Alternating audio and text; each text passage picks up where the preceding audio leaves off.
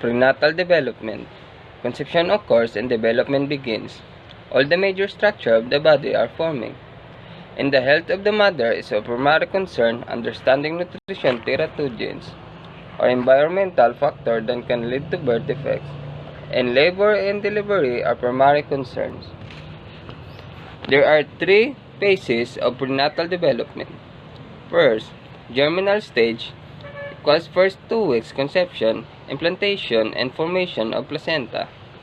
Number 2, embryonic stage 2 weeks to 2 months for formation of vital organs and system.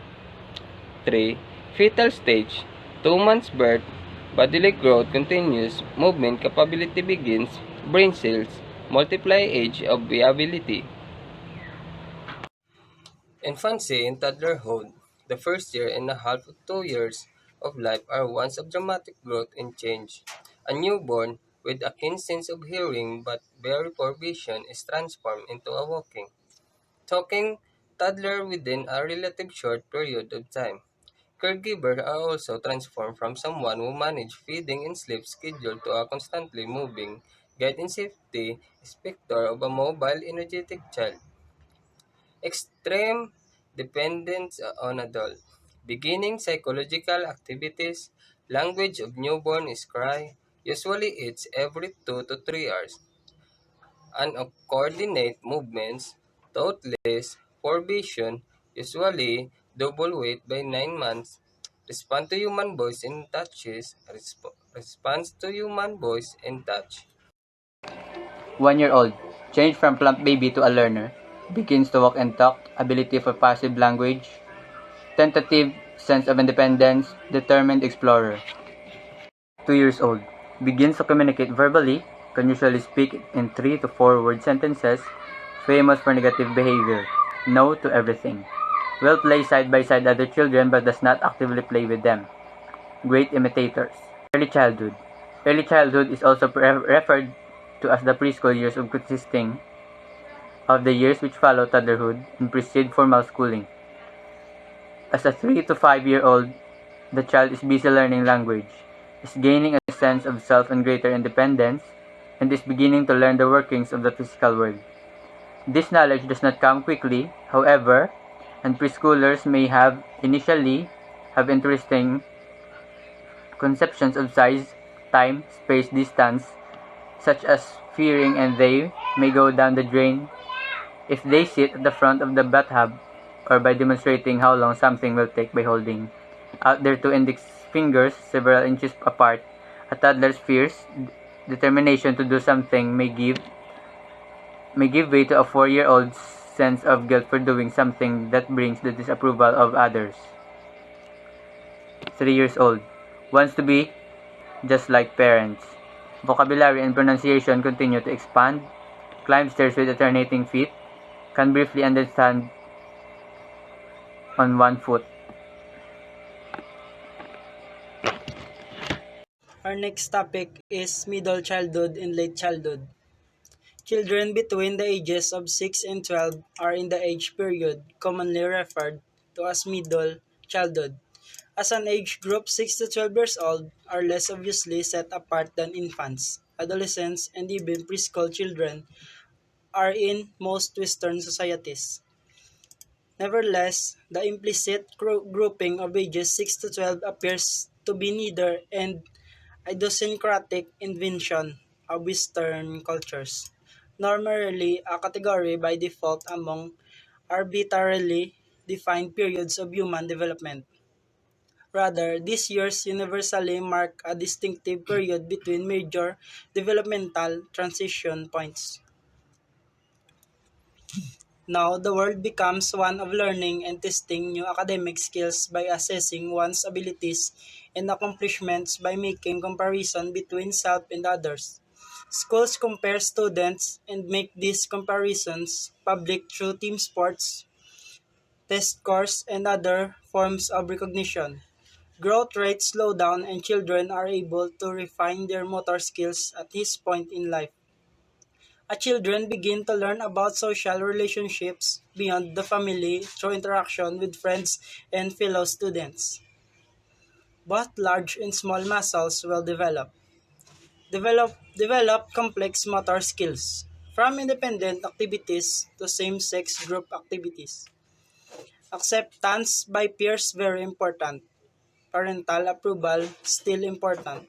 Now, adolescence 13 to 18 years old. Adolescence is a period of dramatic physical change marked by an overall physical growth, spurt in sexual maturation, known as puberty. It is also a time of cognitive change as the adolescent begins to think of new possibilities and to consider abstract concepts such as love, fear, and freedom. Ironically, adolescents have a sense of invincibility that puts them at greater risk of dying from accidents or contracting sexually transmitted infections that can have lifelong consequences. Example, traumatic life stage for child and parent. Puberty occurs, extremely concerned with appearance and trying to establish self-identity, and last confrontation with authority. Let's go to early adulthood, 19 to 29 years old. The 20s and 30s are often true of us early adulthood. Students who are in their mid 30s tend to love to hear that they are young adult. It is a time when we are at our physiological peak but are most at risk for involvement in violent crimes and substance abuse. It is a time of focusing on the future and putting a lot of energy into making choices that will help one in the status of a full adult in the eyes of others. Love and work are primary concerns at this stage of life. Sample. Physical development complete. Emotional maturation continues to develop.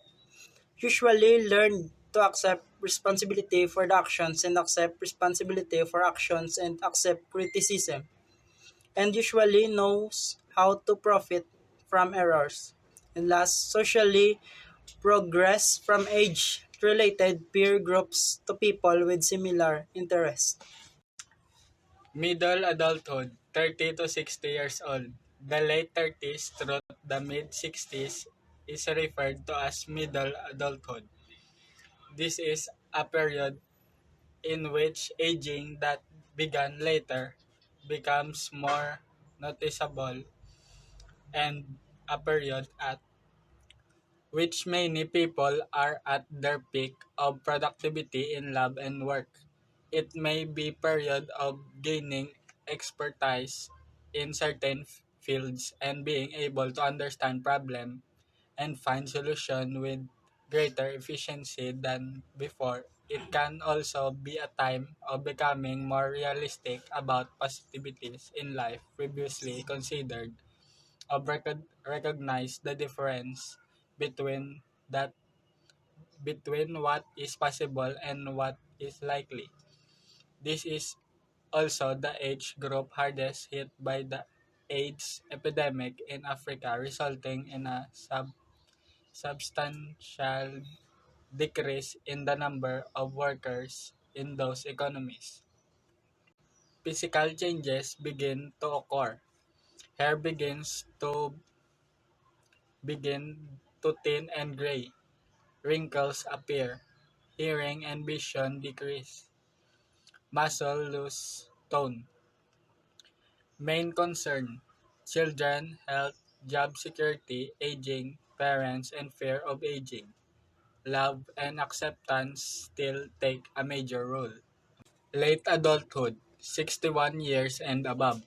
This period of lifespan has increased in the last 100 years, particularly in industrialized countries.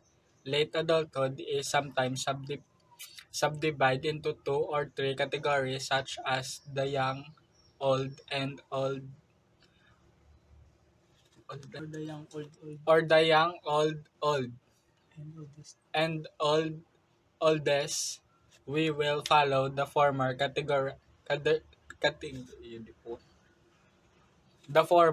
categorization and make the distinction between the young old, who are people between 65 and 79, and the old those who are 80 and older. One of the primary differences between these groups is that the young old are similar to midlife adults, still working, still relatively healthy, and still interested in being productive and active. The old remain such as sclerosis, cancer, and cerebral vascular disease increases substantially for this age group. Issues of housing, healthcare, and extending active life expectancy are only a few the topic of concern.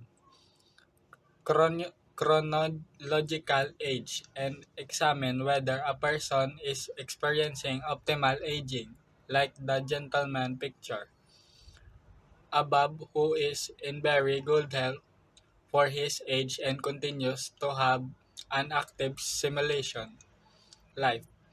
Normal aging, in which the changes are similar to the most of those of the same age.